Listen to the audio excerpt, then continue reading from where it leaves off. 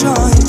Bu ne yoldur göz gözü görmez, bu ne hayattır yüzümüz gülmez. Keser zaman unutaram, sağalandır yaram öldürmez.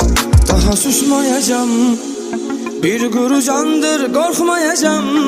Bu başıma gelenler seni sevmişem diye, yaşanılan her şeye susmuşam diye.